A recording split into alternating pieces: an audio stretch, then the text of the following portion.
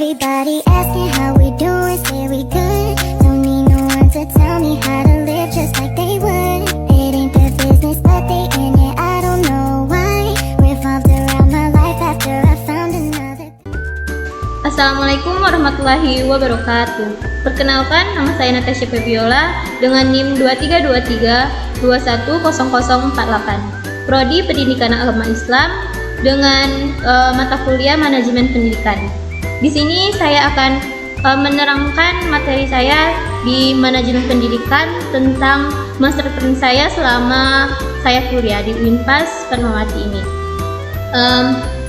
Yang pertama, kita harus mengetahui terlebih dahulu apa itu master plan kuliah. Master plan pada masa kuliah ini merujuk pada rencana strategis atau panduan jangka panjang yang disusun oleh seseorang mahasiswa untuk mencapai tujuan akademik, karir, pengembangan pribadi selama masa kuliah.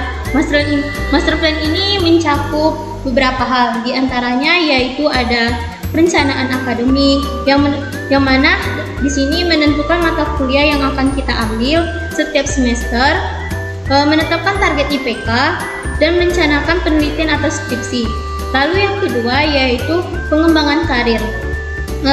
Pada pengembangan karir ini kita menyusun langkah-langkah untuk mendapatkan pengalaman kerja seperti magang, relasi industri, atau kegiatan organisasi dengan relevan dengan karir yang diinginkan. Lalu yang ketiga yaitu kegiatan non-akademik, melibatkan diri dalam organisasi, komunitas, atau kegiatan ekstrakurikuler yang mendukung pengembangan soft skill, kepemimpinan, dan jaringan. Lalu yang keempat yaitu ada manajemen waktu dan sumber daya, mengelola waktu dan keuangan dengan baik serta menjaga keseimbangan antara studi, kehidupan sosial, dan kegiatan lainnya. Dan yang kelima yaitu tujuan jangka panjang. Pada tujuan jangka panjang ini kita dapat menyusun langkah-langkah atau fun rate untuk mencapai tujuan setelah lulus, seperti melanjutkan pendidikan atau mencari pekerjaan atau juga dapat memulai usaha. Pada perencanaan akademik ini, hal-hal yang kita dapat lakukan diantaranya yaitu pada semester 1 yaitu kita dapat beradaptasi dan pengembangan dasar, yang mana kita fokus pada kuliah dasar yang wajib. Kedua yaitu biasakan diri dengan sistem akademik, kampus, dan metode belajar yang efektif, atau membuat catatan jadwal belajar dan lain-lain. Lalu kita dapat ikut serta dalam kegiatan studi. Dan ada juga yang keempat yaitu kelompok atau bimbingan belajar untuk memperkuat pemahaman materi. Yang pada semester 3 dan 4 yaitu kita melakukan pendalaman materi, yang mana kita lebih fokus pada mata kuliah yang kita pilih tadi. Kemudian kita dapat membangun relasi dengan dosen untuk dapat mendapatkan bimbingan dan kesempatan penelitian nantinya. Lalu ikut dalam proyek atau penelitian dosen untuk menambah pengalaman akademik.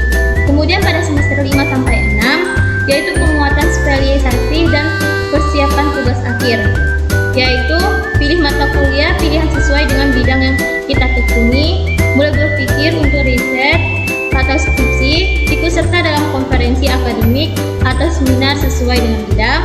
Kemudian di semester 7 sampai 8 di kegiatan akademik ini yaitu dapat menyelesaikan tugas akhir dan persiapan karir.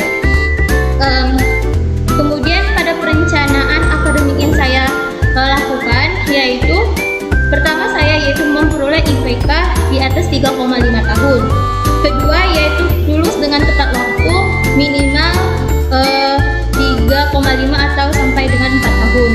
Lalu meningkatkan kualitas belajar agar tidak mendapatkan nilai C ataupun D. Lalu memberi rasa bangga kepada orang tua ataupun dengan keluarga. Lalu kemudian ada juga saya fokus mempelajari mata kuliah secara konsentrasi dan konsisten.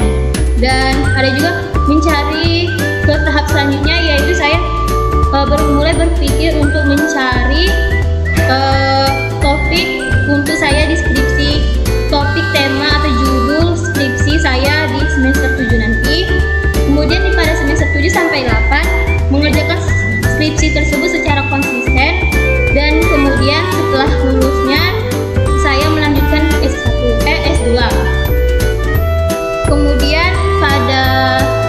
kegiatan yang non-akademiknya master plan saya yaitu pada semester 1 ini eksplorisasi dan adaptasi, yang mana saya mengikuti organisasi kemahasiswaan seperti mengikuti Sanggar Ausauki.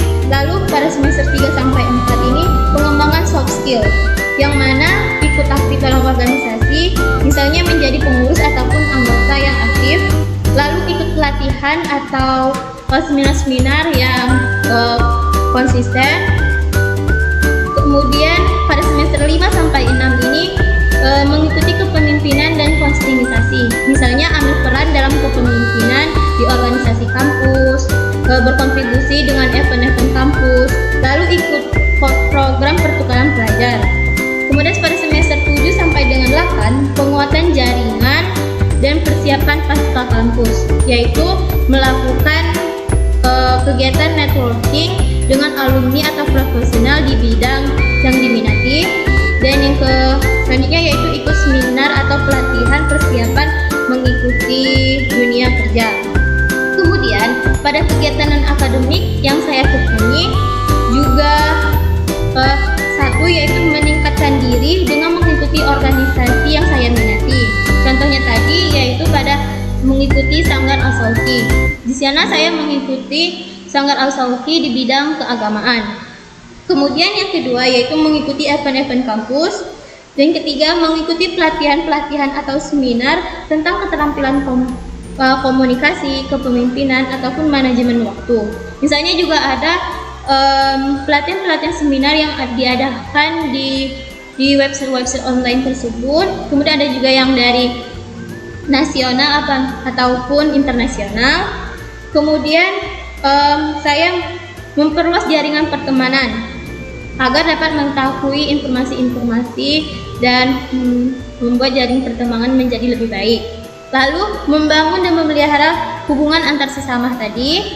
Lalu mengikuti ekstrakurikuler yang saya minati, meningkatkan keterampilan soft skill, dan yang terakhir yaitu memastikan waktu istirahat yang cukup dan menjaga pola tidur yang baik. Kemudian pada kegiatan master plan yang ekonominya, di sini pada semester 1 saya merencanakan pengelolaan keuangan seperti membuat keanggaran bulanan untuk biaya hidup seperti makan, transportasi, buku dan lain-lainnya. Kemudian yang kedua yaitu mulai menabung dari uang saku atau dari beasiswa tadi. Di sana saya mendapatkan beasiswa, di sana saya akan menabung, kemudian mencari peluang beasiswa atau bantuan finansial jika diperlukan. Ya, tadi seperti saya mengikuti atau mendapatkan beasiswa dari KIP tadi. Kemudian pada semester 3 sampai 4 menambah penghasilan. Misalnya di sini saya mencari pekerjaan paruh waktu yang tidak mengganggu jadwal kuliah, misalnya menjadi tutor, asisten dosen, ataupun pekerjaan freelance. Lalu memulai investasi sederhana atau bisnis kecil-kecilan. Yang pada semester 5 sampai 6 meningkatkan tabungan dan investasi. Kemudian yang pada semester 7 sampai 8 yaitu melakukan persiapan finansial pasca kampus. Itulah tadi dari master plan saya selama masa kuliah. Semoga bisa berjalan dengan lancar. Saya akhiri. Wassalamualaikum warahmatullahi wabarakatuh.